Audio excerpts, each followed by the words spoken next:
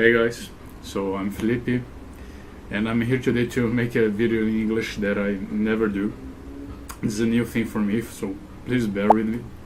And I recently did a buddy read with Simon Savidge from GoodReads, and I wanted to make this video for him. I promised him I would make a video to tell about my April month. So it's a wrap up of the month of April, where I had a very fixed idea for my TBR. It was about gender bending and gender fluidity, and that's the why we read together The Night Brother. So I'm gonna begin with The Night Brother. That was our buddy read. In The Night Brother by Rosie Garland. I like this cover. It tells the story of Eddie and Nom. Eddie and Nom are brother and sister that share the same body, so it's two souls in the same body.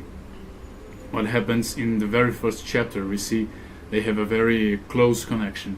You can even really tell who's using the body at that very specific time. But something happens, they grow a little older, and that close connection is lost. So what we see, it's Eddie, and she seems to be unaware of that connection anymore. And what happens now is that Eddie is with her body by the day, and then by night Eddie takes over. Her brother takes over her body, and he seems much more aware that that's happening much before her. There's a problem with her mother that treats her very, very harshly and in a loving manner. Then there's the grandmother who balances the situation a little more and tries to make peace at all costs. So it's the 1900s in England, and what happens is that Eddie will grow up a little, finally be over her mother ill-treating her, and live and learn the truth again about her family.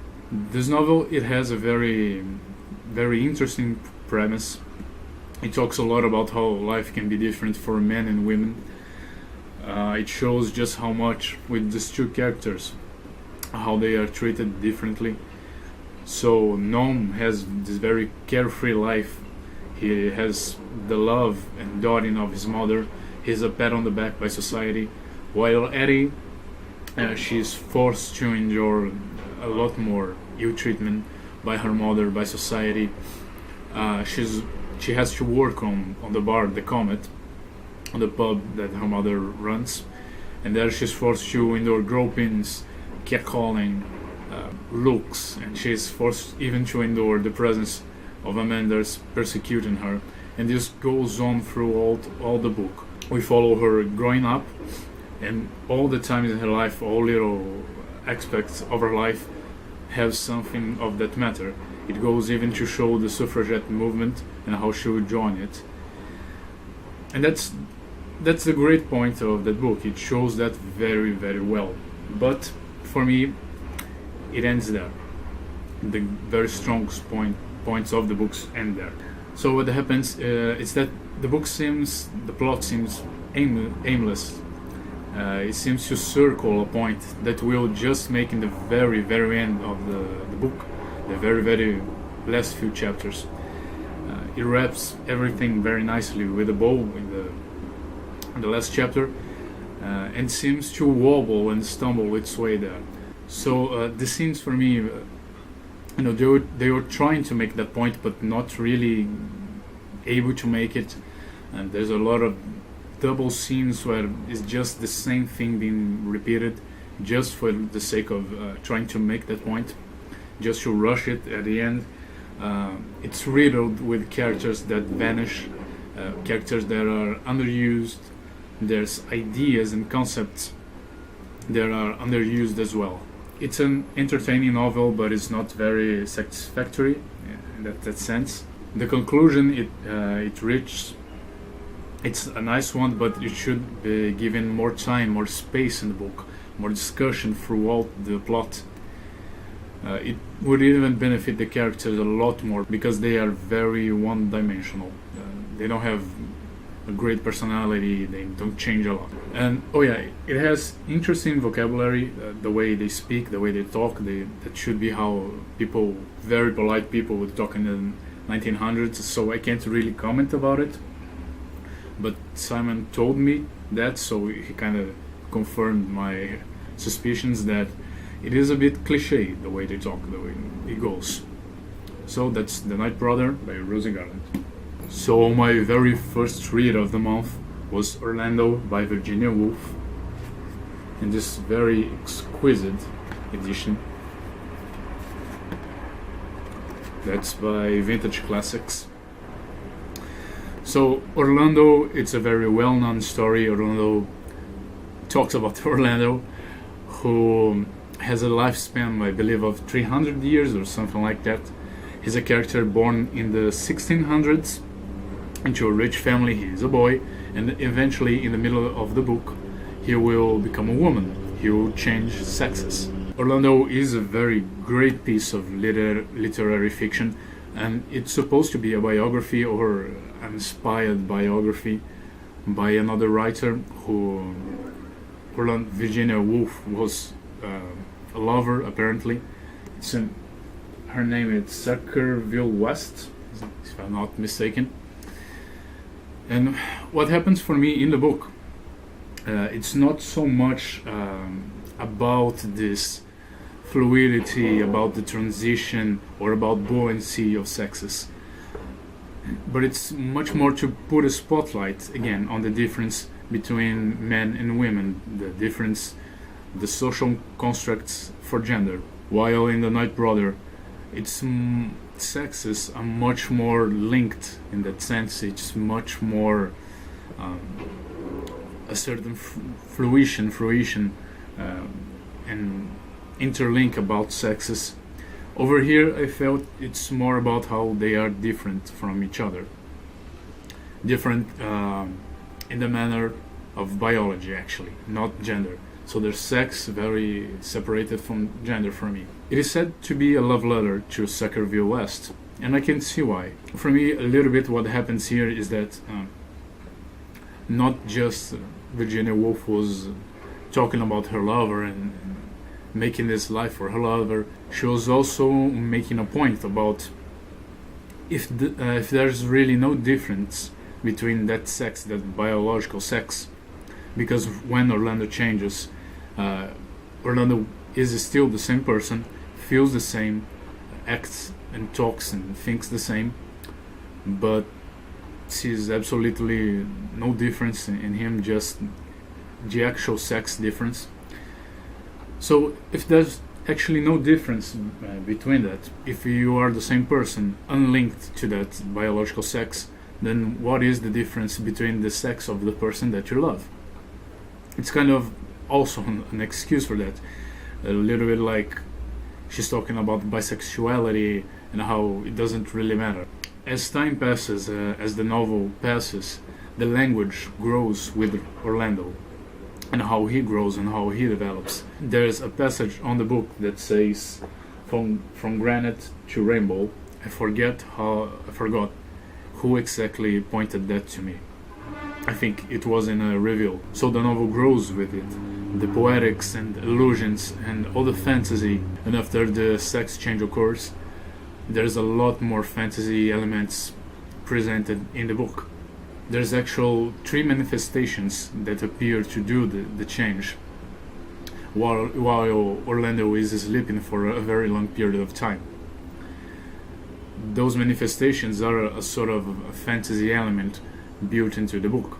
As this language deepens, there's also a lot more of these contemplating moments where will be descriptions or Orlando will be gazing out the window, and a lot of time will pass, because on this 300 years he lives, we live pieces of it, and these changes, these goings through time happens in these poetic passages that are a lot about observing and viewing the ambience around her. So it even feels to me a little bit like an impressionist work of art, because the edges of this story, of this world, they start to blend into each other. It's not very a defined line you can see. Also with this very fleeting, this very rapid time passages, we get a lot of characters that come and go very rapidly on Orlando's life, that have meaning to her life, but they don't hold, they don't get enough time in the book. I don't know if it is to relate this frugal aspect of relationships in life and how little time we have to people, how actual time we have little time to people, and the time it passes on the book, because she actually, if she lives for some reason more than other people, she obviously will have more fleeting moments with these people. And there's also a lot about certain critic about the loss and the degradation of literature and culture, because she writes a book, she has a poem she writes through all her life, all the book. And what happens is she changes the way she writes and the way she sees the world as she progresses through the centuries, and she also critiques what is happening in culture that way. But what remains impressive to me is her use of language. I love reading Virginia Woolf. I'm entranced by every passage, by every paragraph, by every moment she makes and she wovens. It's absolutely beautiful to read. So next we have The Left Hand of Darkness by Ursula K. Le Guin, and that's the Brazilian version in Portuguese. The Left Hand of Darkness talks about an ambassador from an intergalactic ONU, if you may. It's a gathering and sort of embassy of planets, and he is in a planet that was undiscovered by this gathering before, that's called Getten. They call it winter because it's so cold all the time. This ambassador is there trying to make one of the countries from that planet to convince them of that gathering that he is actually an alien, that this gathering exists, that there's other planets, and he's trying to convince them to join them, to be an even bigger alliance. They are all humans. He is a human character from what they call Terra, in this case Earth, and he can even pass by one of them because they are so similar. The biggest difference between the races, between these humans and any other, is that they are constantly in a unique state. Basically, once a month they enter in a mating season, a rut that they call Cammer. And in this Cammer, they will choose a partner, and each one of them will develop either male or female sex characteristics to have sex. And they can have both fleeting relationships, or they can have a fixed partner. In this society of them, it's also very ruled by duty and honor. So this novel is also not about exactly or per se fluidity of gender and how they intermingle, but more about erasing the difference again between them, completely erasing, because you can enter either one or another, because in one camera you can be male and in the other they can be female. Actually, for me, what Le Guin did here is deliver a new kind of society, not entirely new, but with characteristics that are known to us. She was able to manipulate and create this convention using figures of kings and congressmen that only have their own interests. So she mixtures basically pride and fear, and the way it's manipulated, to create a notion of war and lead these people to war in a society that previously didn't even have a word for what we call war. So it's a very interesting novel. It's a thoughtful novel with enough depth to make this whole society believable. It also flows really well. It's really interesting, it's really engaging, and it talks a lot about diminishing the power of one individual, how much power one individual can have because of this gathering they could enter or not, but how that strengthens the society as a whole. there's a very nice notion in it.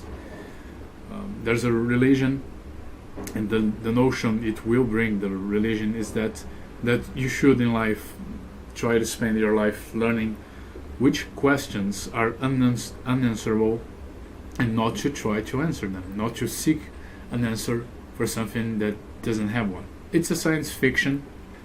It's a nice piece of science fiction. The main character is called Gangly Ai, and this is his journey trying to convince these people and trying to stay alive for a part of the book, and how his perception has to change because he's a male, he's from Earth, so he's seeing this very, very differently, and how he's gonna try to make new friends on it, and how his perception is gonna change so much about these people, about the way they live, that he's gonna find himself making new alliances where he thought he never would. Hey guys, so I think I will divide this video in two parts because I'm talking too much and I don't want it to be that long, but I will post very quickly the other video. Thank you for watching so far, and I see you next time. If you read any of the books I've told you about, please tell me. I love talking about reading and about any of the books. If you have read any interesting gender bending or dysphoria story, please tell me. I want to know more about them. And I'll see you next time then.